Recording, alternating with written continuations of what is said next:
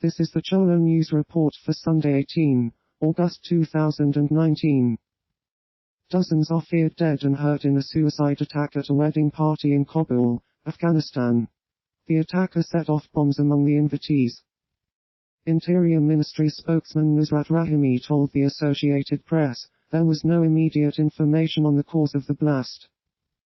On August 7, a Taliban car bomb aimed at Afghan security forces detonated on the same road in a busy West Kabul neighborhood, killing 14 people and wounding 145, most of them women, children and other civilians.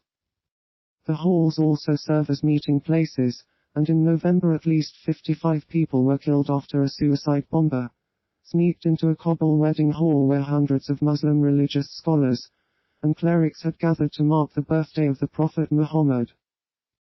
The ruling military and the civilian opposition formally sign a power-sharing deal, establishing a 3-year transition period towards the election of a civilian government. The landmark agreement signed on Saturday in the capital Khartoum came after a long period of negotiations following the overthrow of longtime leader President Omar al-Bashir in the wake of mass protests. The deal was inked between Mohamed Hamdan Dagalo, deputy chief of the Transitional Military Council, and Omd al-Rabai, who represented the Alliance for Freedom and Change umbrella group.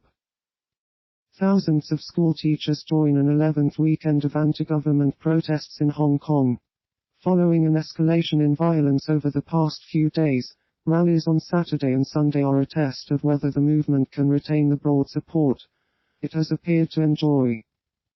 As storms cleared, anti-government demonstrators also marched through Kowloon, the main built-up area, on the mainland side of Hong Kong Harbour, while large pro-police crowds rallied in a harbourside park across the bay. Riot police walked past a shop as they chase anti-government protesters down Nathan Road in Mong Kok in Hong Kong, China. August 17, 2019. A rally of far-right groups such as the Proud Boys and Patriot Prayer is met by Antifa militants in Portland, Oregon.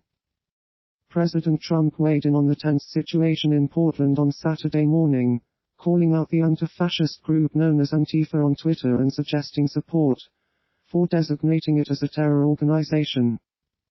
The rally was the latest in a series of vocal, and at times violent political demonstrations in a city where protest is a rich tradition, but where residents have grown increasingly weary of extremist saber-rattling on their streets.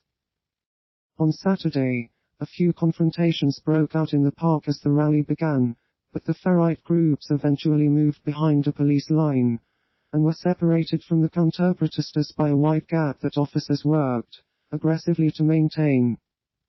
In response to reports that U.S. President Donald Trump expressed interest in the United States acquiring Greenland, Greenland's Foreign Minister Ane Lonebacker dismisses the idea, noting on Twitter that a better and more equal partnership with Denmark should be the way forward for a stronger and longer-term free Greenland. Greenland is rich in valuable resources such as minerals, the purest water and ice, fish stocks, seafood, renewable energy, and is a new frontier for adventure tourism. If he is truly contemplating this, then this is final proof that he has gone mad. Foreign Affairs spokesman for the populist Danish People's Party, Søren Espersen, told national broadcaster Dr. But it's also believed that the receding ice may expose toxic nuclear waste that was left at several United States military sites during the Cold War.